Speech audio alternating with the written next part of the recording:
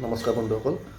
বাংলাদেশৰ ইণ্টাৰিম গভৰ্ণমেণ্টৰ চৌকল প্ৰধানমন্ত্ৰী মহম্মদ ইউনাছে চীন ভ্ৰমণত আছিলে আৰু তেওঁ চাইনাত নৰ্থ ইষ্ট সাতখন ৰাজ্য সম্পৰ্কে এটা বহুত বিতৰ্কিতমূলক মতামত আগবঢ়াইছে বা ইণ্টাৰভিউ দিছে।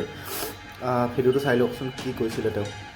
7 states of India, eastern part of India, called Seven Sisters. They are landlocked region of India. They have no way to reach out to the ocean. We are the only guardian of the ocean for all this region. So this opens up a huge possibility. So this could be an extension of the Chinese economy, build things, produce things, market things, bring things to China, bring it out to the whole rest of the world.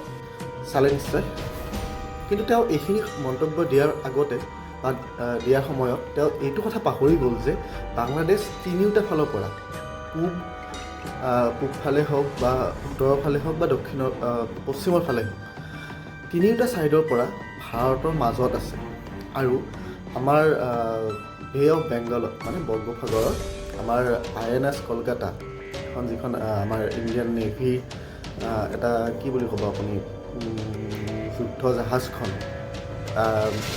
Be of Bengal মানে just আমি মেপখন যদি চাবলৈ যাওঁ বাংলাদেশৰ just তলতে deploy কৰা আছে।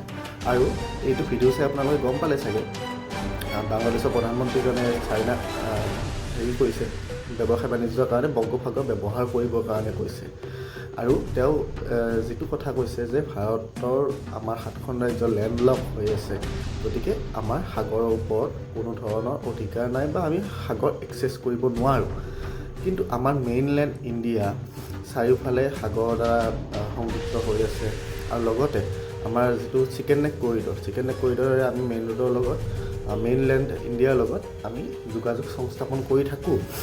আৰু এতিয়া আপোনালোকে জনাব কমেণ্ট কৰি যে আপোনালোকে এইটো বিষয়ত কি ভাবে আৰু ভাৰত চৰকাৰে এইটোৰ ওপৰত কিবা ব্যৱস্থা ল'ব লাগে নে নেলাগে আপোনালোকে নিশ্চয় জনাব।